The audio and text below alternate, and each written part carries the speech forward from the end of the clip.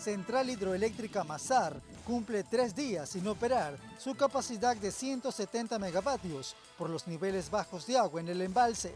En Selec Sur aseguran que la represa no tiene compuertas. Un equipo de este informativo ingresó a la casa de máquinas de esa central. En Guayaquil, en la mayoría de negocios e instituciones, las actividades se desarrollaron con normalidad este jueves. La Cámara de Comercio señala que las pérdidas por los apagones son millonarias. Presidente Daniel Noboa anunció que revelará la lista de objetivos militares. Se trataría de capos de estructuras transnacionales que operarían en Ecuador, aparentemente con el apoyo de algunos gobiernos. Corte Internacional de Justicia escuchará argumentos de Ecuador y México en torno al caso de la detención de Glass en la Embajada Mexicana en Quito. Detienen a 10 miembros de la Policía Nacional en varias provincias del país durante el operativo denominado Jaguar. Los uniformados son acusados de estar vinculados a una red que operaba con el narcotráfico. Estados Unidos entregó a Ecuador $10 millones que se destinarán a la lucha contra el crimen transnacional. Así empieza la noticia. Emisión estelar.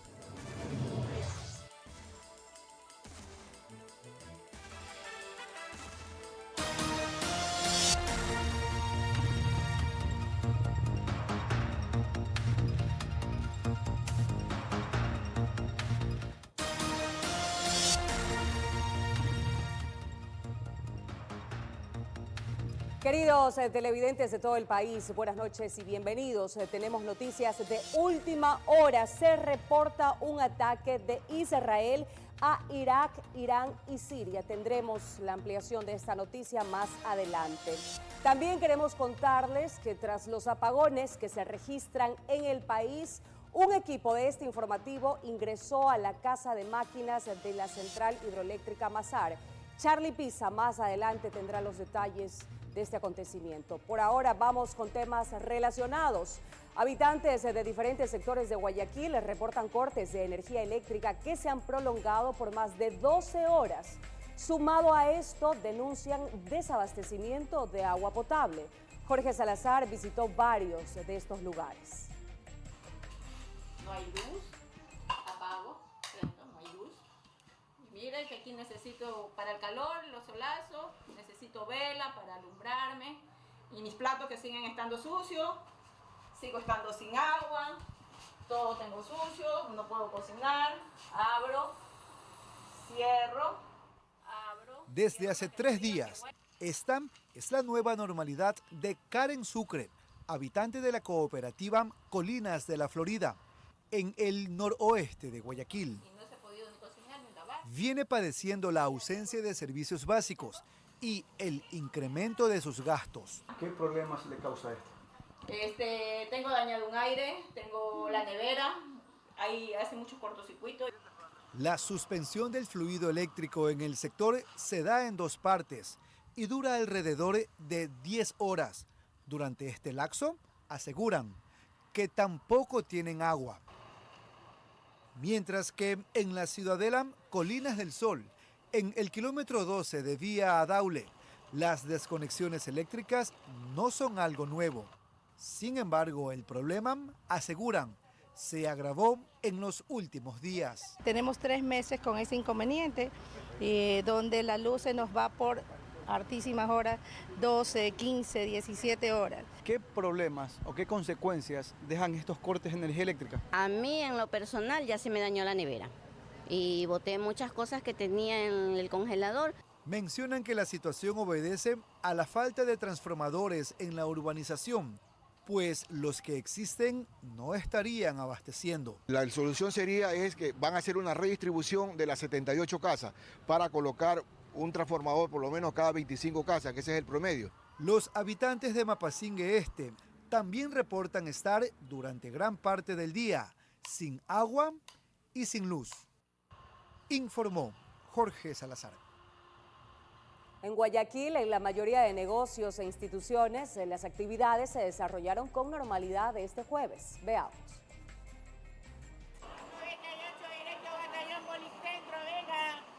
Pese a la disposición del presidente Daniel Noboa de suspender la jornada laboral por 2 días, este jueves se evidenció un movimiento cotidiano desde tempranas horas en Guayaquil.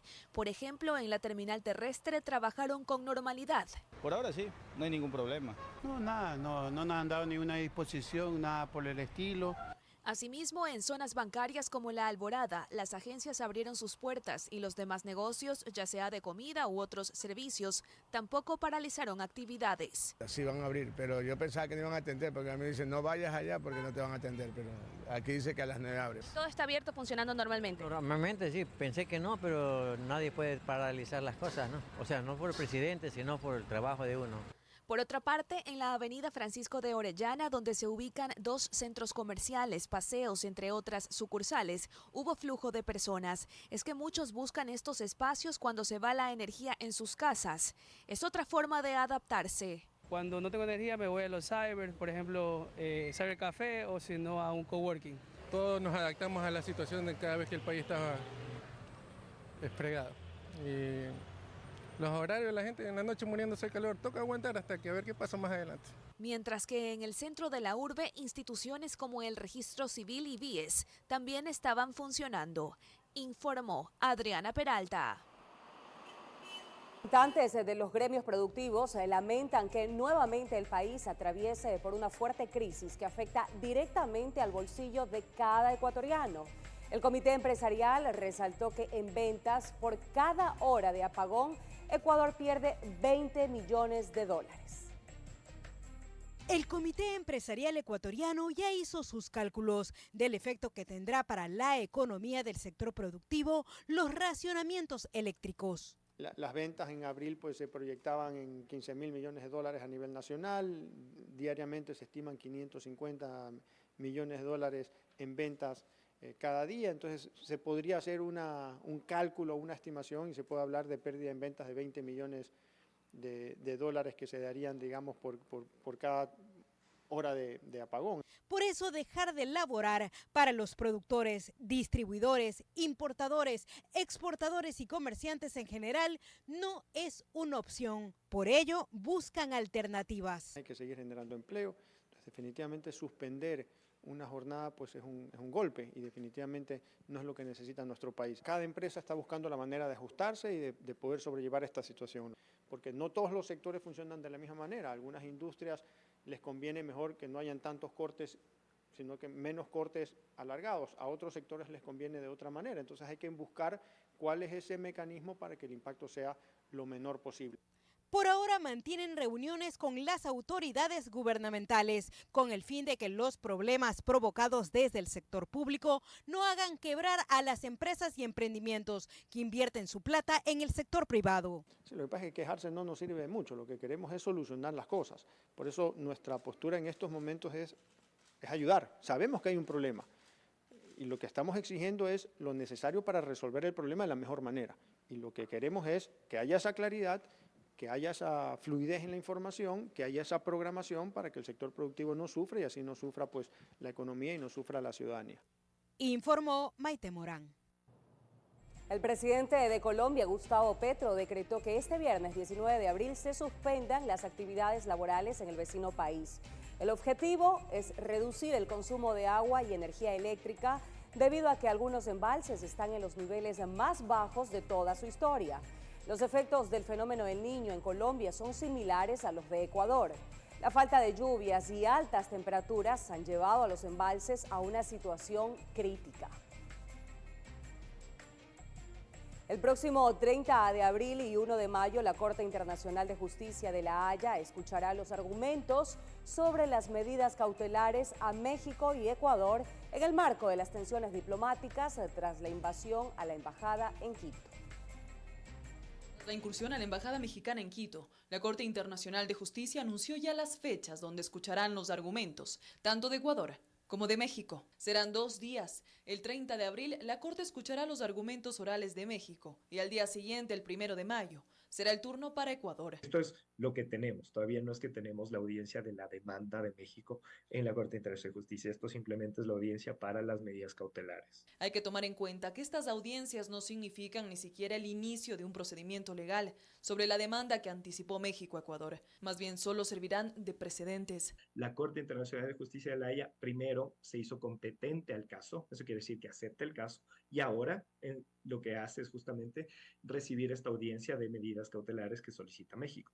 Después de esto, en teoría, lo que esperaríamos ya sería la demanda de México y después que la Corte se haga competente para esta demanda y después ya empezar en sí el proceso per se. Y este proceso, pues, es un poco más complejo. Por su parte, México solicitó a la Corte Internacional de Justicia exigir a Ecuador algunas medidas, entre ellas que protejan y den seguridad a las instalaciones diplomáticas, su propiedad y archivos. También que se despejen las instalaciones diplomáticas y la residencia privada de los agentes diplomáticos. La Corte Internacional de Justicia, tras escuchar los argumentos de las partes, deberá deliberar si conceder o no estas medidas cautelares. Esta semana nosotros iniciamos un proceso de las medidas de la audiencia para escuchar las solicitudes de medidas cautelares que solicita México, pero el proceso va a durar años y como vimos no son 10 años, esto va a llegar en 80 años, tal vez algún país va a solicitar que a Ecuador no se le dé una presidencia en un foro y eso va a estar conectado directamente con este hito que nosotros marcamos en el derecho internacional. Por ahora, López Obrador ha dicho que Jorge Glass cuenta con la protección de México. Sin embargo, Daniel Noboa afirmó que no se arrepiente de la incursión a la sede diplomática. Las consecuencias solo las veremos con el tiempo, informó Mía Sabeli Carrera. El presidente Daniel Noboa anunció que revelará la lista de objetivos militares. Se trataría de capos de estructuras transnacionales que operarían en Ecuador y su frontera, aparentemente con el apoyo de algunos gobiernos. En la ferroviaria sur de Quito, en el acto inaugural del espacio integral familiar, el presidente Daniel Noboa arremetió contra quienes pretenden obstaculizar su proyecto político y que este no llegue a la gente. Esas personas, algunas están en la roca, otras pronto estarán en la roca y algunos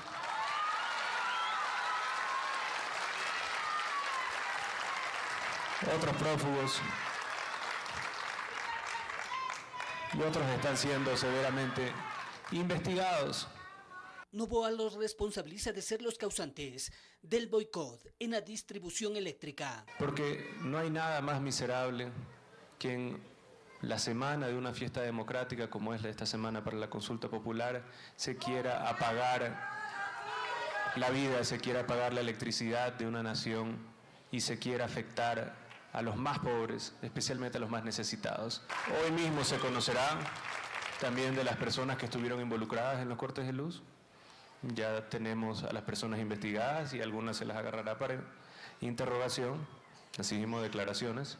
Demandando a los ecuatorianos de estar alertas sobre lo que sacará el régimen a la luz en las próximas horas. Daremos la lista de objetivos militares de los capos que hay y en las fronteras que nos afectan a nosotros.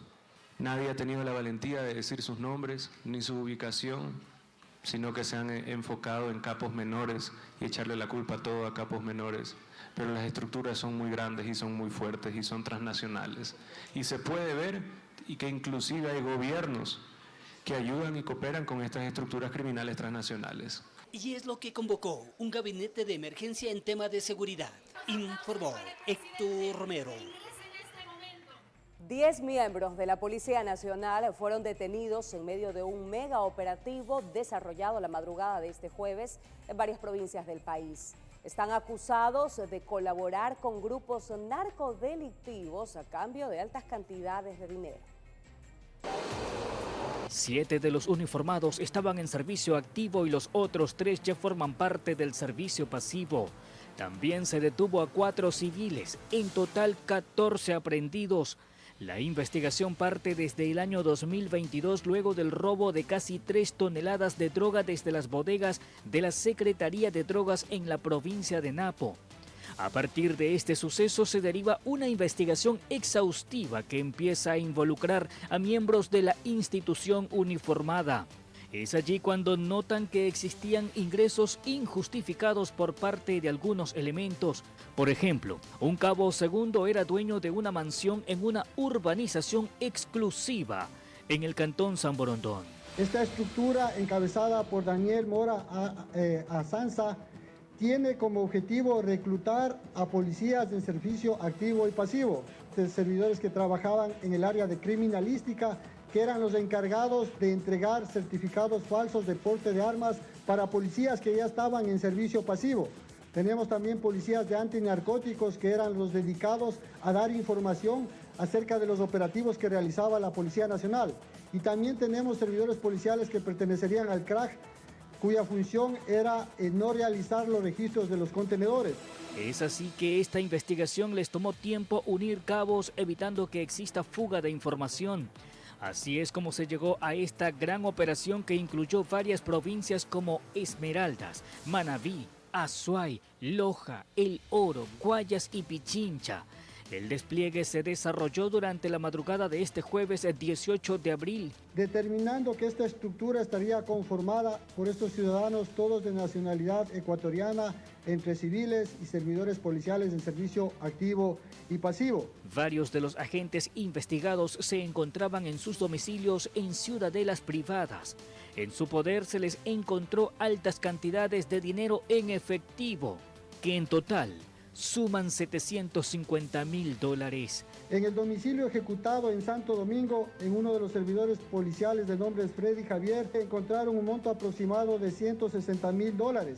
En el otro allanamiento realizado en la ciudad de Guayaquil, se encontró 2 cajas fuertes, una mochila y una cantidad de dinero que ascendería a $500.000, con 3 fusiles, con pistolas, con revólveres y varias herramientas tecnológicas.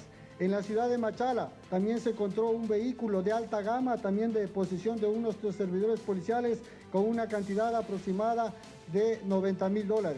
Ahora los detenidos serán puestos a órdenes de la autoridad competente, informó José Morales.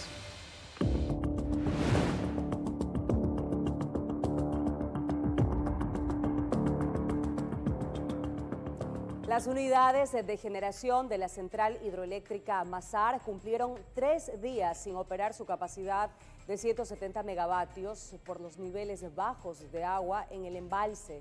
En Selec Sur aseguran que la represa no tiene compuertas. Un equipo de este informativo ingresó a la casa de máquinas de esa central. Es el embalse más extenso e importante del país, Mazar, que durante los últimos días ha estado al 10% de su capacidad, abasteciendo a la central hidroeléctrica del mismo nombre, también a la que está más adelante en la ruta, Paute-Molino y Sopladora, generando en total 1.757 megavatios, que equivalen al 27% de la demanda nacional. Pero por aquí desde hace 8 meses se ha enfrentado una histórica sequía que, según Selec Sur, eso se ha evidenciado en la cota del embalse, que de su capacidad máxima de 2.153 metros sobre el nivel del mar, el domingo llegó a 2.112, operando al límite las 2 máquinas. Pero llegó el martes y este bajó más, a 2.108, con una máquina funcionando hasta las primeras horas. El miércoles llegó a 2.106, sin ninguna máquina generando electricidad, y de la misma forma ese jueves, con 2.107. No ha llovido más de un mes, creo. Lluvias muy esporádicas, pero no abastece.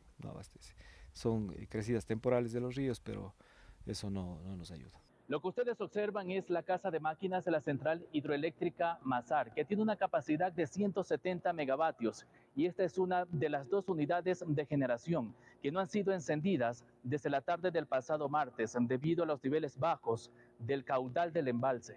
Por su parte, el gerente de Selec Sur explicó cómo funciona este sistema que abastece el embalse y descartó la versión que se haya quedado vacío por la apertura de compuertas, como lo mencionó el secretario de Comunicación de la Presidencia. Desafortunadamente han circulado información que no es la adecuada. Como ustedes podrán ver en las tomas que hacen, pues la represa no tiene compuertas en donde pueda haber una actuación inadecuada. Desde la base de la represa, aproximadamente a 50 metros está el desagüe de fondo. Este desagüe de fondo se utiliza para cuando el nivel de del embalse está bajo, se puede enviar o se puede aprovechar el recurso primario que es el agua en la presa a continuación, que es la presa Daniel Palacios. El embalse está ubicado en el cantón Azogues de la provincia de Cañar y tiene una extensión de 31 kilómetros, que si esto es lo que guardan para que operen las otras hidroeléctricas, lo que pasa en la cola entre las montañas más adelante es grave. Todo está seco, todo es sedimento ahorita, lodo. Hay zonas donde hasta se puede caminar, porque el agua se terminó y esto es lo poco que hay en los ríos que la alimentan. En este sector, San Carlos, más o menos, tenemos la altura de 56 metros de altura. Ahorita estamos al nivel 0. Estamos completamente bajos. Ahora por acá nadie sabe qué pasará en los próximos días, porque no llueve y la hidroeléctrica Mazar podría continuar así, con generación al 0%, informó Charlie Pisa. 22 horas con 21 minutos, queridos amigos. Nos vamos a un corte comercial, pero al regresar les contaremos que ya se realizó el voto de los PPL en el país. En Guayas, 359 reos sufragaron.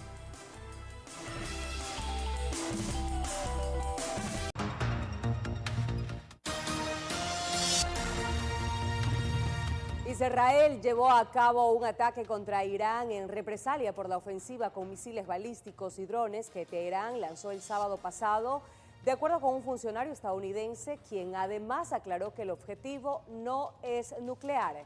También se reportaron ataques a Siria e Irak.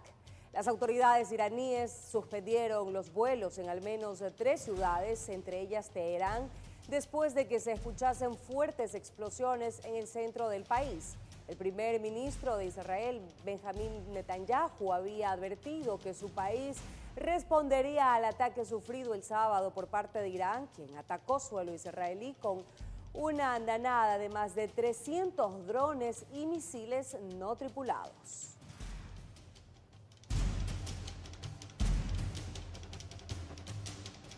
Y Estados Unidos entregó a Ecuador $10 millones que se destinarán a la lucha contra el crimen transnacional. Parte de los mismos permitirá fortalecer el trabajo de entidades como la función judicial.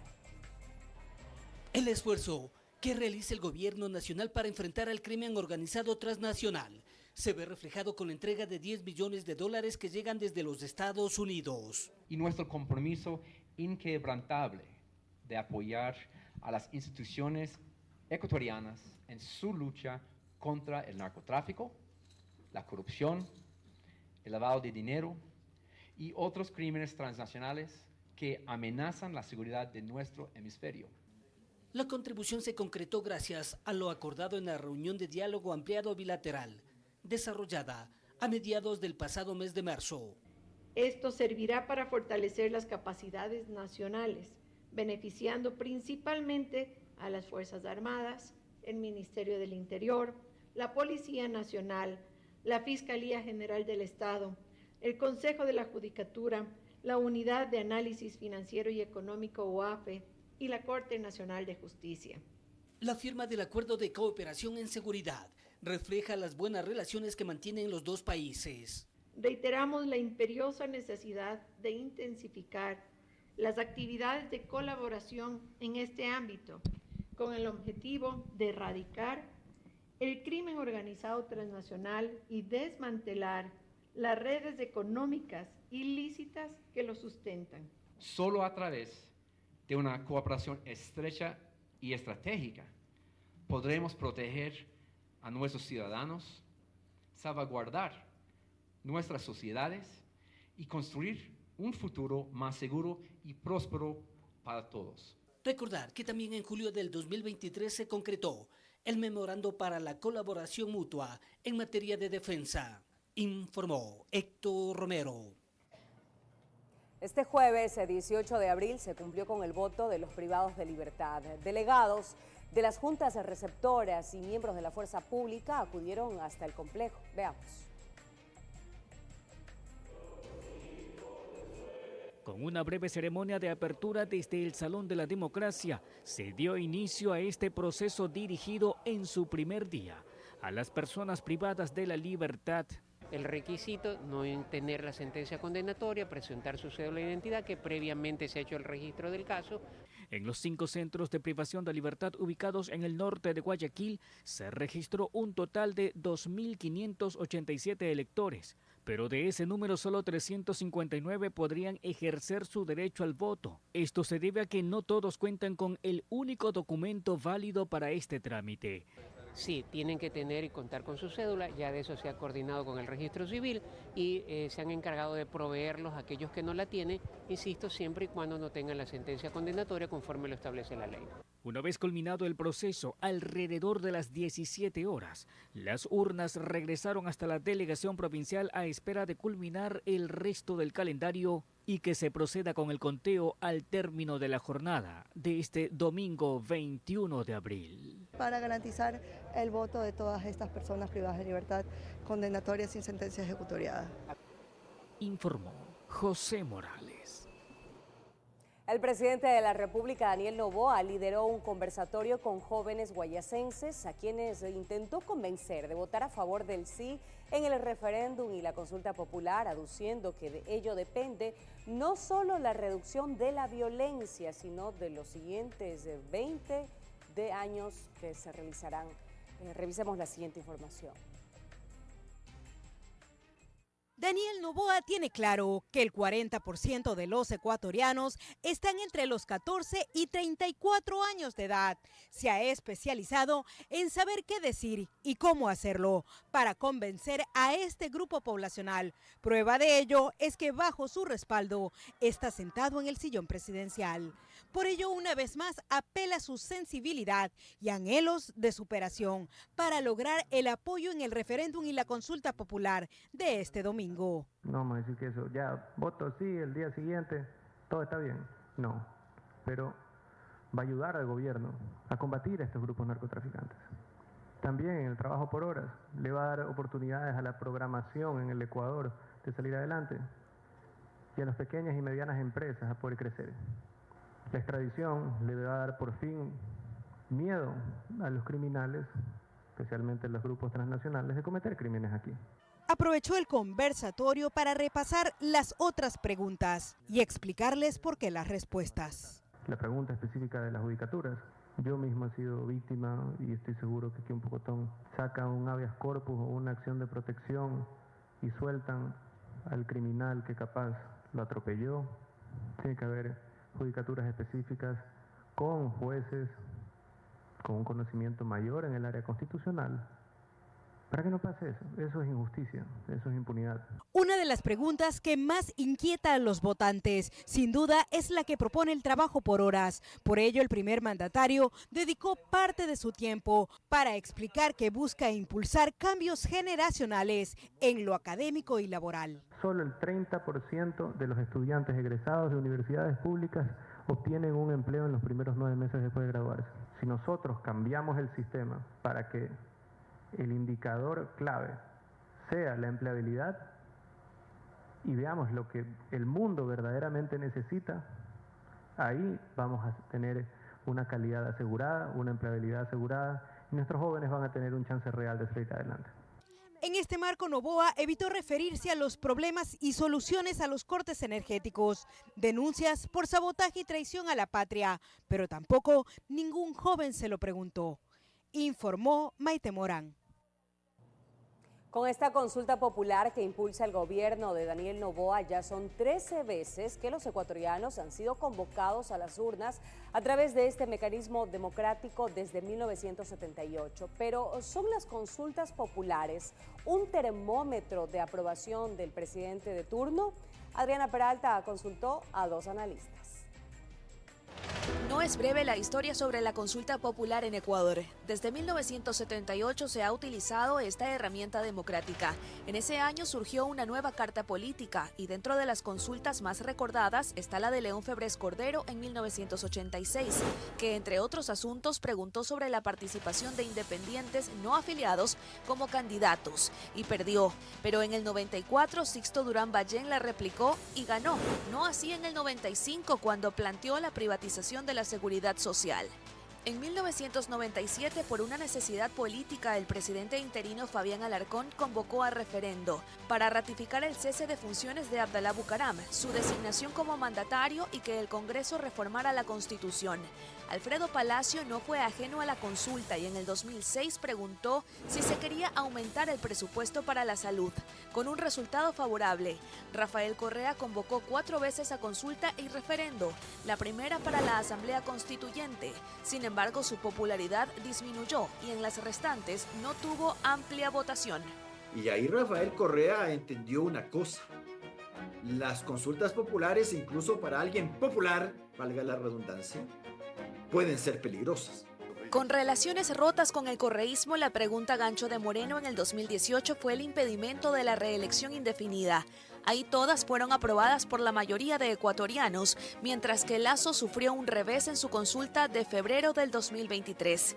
Ahora Daniel Noboa revive el debate de la consulta como termómetro de popularidad de los mandatarios versus el contenido de las preguntas. Entonces no está demasiado claro si la popularidad del presidente es lo que prima. Y ahora que tenemos una consulta principalmente sobre la seguridad, hay que tomar en cuenta que incluso un presidente impopular como Guillermo Lasso en algunas provincias sí tuvo una victoria del sí en la pregunta de la extradición, que ahora regresa.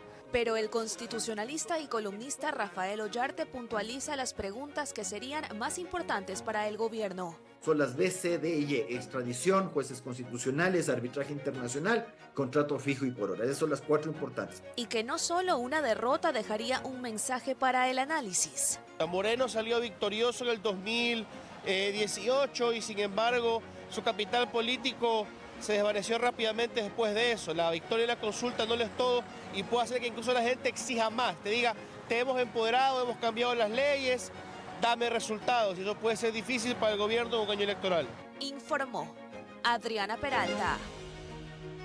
Este domingo 21 de abril, los ecuatorianos regresan a las urnas para alzar su voz en el referéndum y consulta popular 2024. RTS te trae una cobertura especial con todos los pormenores de la jornada electoral.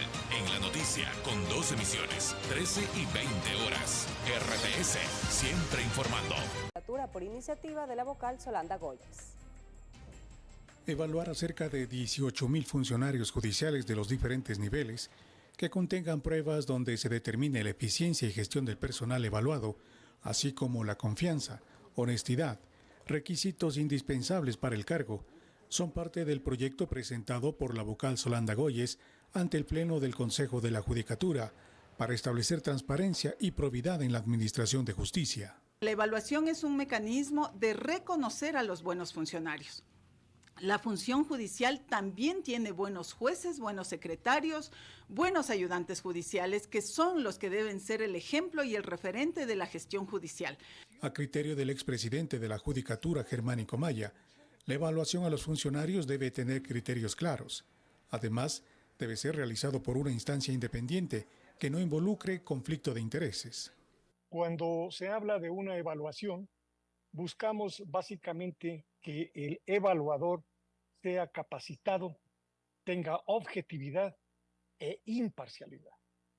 Sin estos elementos lógicos, no se puede pensar en que va a hacerse una verdadera evaluación de los jueces para una ubicación o quizá para una remoción.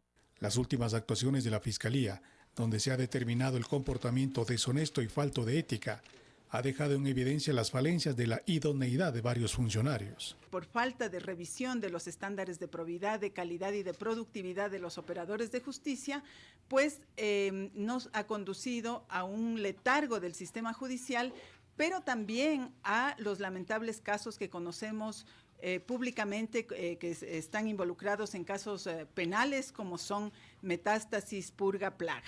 Pero este proceso puede garantizar que la evaluación arroje nombres de hombres y mujeres realmente preparados para el cargo. Si quien hace la evaluación y la calificación es una persona o son un grupo de personas idóneas con estos elementos que yo me he permitido sugerir y que sean parte, repito, con conocimiento del sistema, yo creería que se puede, en lo posible, decir que puede haber una evaluación importante y que se va a elegir a los mejores.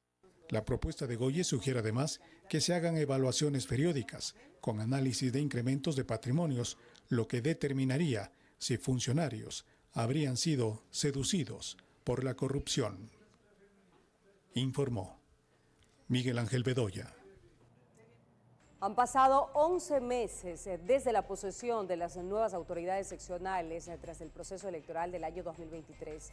Pese a que todavía no cumplen su primer año en funciones, Ecuador ya lamenta el asesinato de 3 alcaldes. Mientras nos ven trabajando. Apenas le permitieron ejercer 2 meses de su segundo mandato. Su triunfo con más del 60% lo hizo asumir esa reelección como el alcalde más popular de las últimas elecciones seccionales. Se trataba de Agustín Intriago, asesinado alcalde de Manta en la provincia de Manabí. Su crimen se ejecutó el domingo 23 de julio mientras realizaba un recorrido de obras en el barrio 15 de septiembre de su ciudad. El ataque armado también generó el fallecimiento de una joven deportista quien se había acercado a saludar con el burgomaestre al momento del ataque. Hace poco menos de un mes, el domingo 24 de marzo se registró el crimen de Brigitte García, alcaldesa del cantón San Vicente en la provincia de Manabí. Era considerada como la alcaldesa más joven del Ecuador a sus 27 años de edad. Brigitte fue asesinada en el interior de un auto junto al director de comunicación del municipio. La última vez que la vieron con vida fue la mañana del sábado cuando salió de casa para cumplir con agenda de actividades y luego no se supo más de ella. Finalmente, este miércoles 17 de abril, esta vez se trata del alcalde de Camilo Ponce Enríquez, José Sánchez Reyes, quien fue atacado en la localidad de Nueva Ponce por varios sujetos con armas de fuego quienes lo asesinaron mientras el funcionario realizaba actividades deportivas. En estos 11 meses de funciones, los municipios del Ecuador han visto morir a varios de sus funcionarios. Aparte de los 3 alcaldes mencionados, también se registra el crimen de 4 concejales, 2 funcionarios municipales y sin contar con los más de 30 atentados. Para ustedes, le damos la bienvenida a José Alberto Molestina. Mi querido José, ¿qué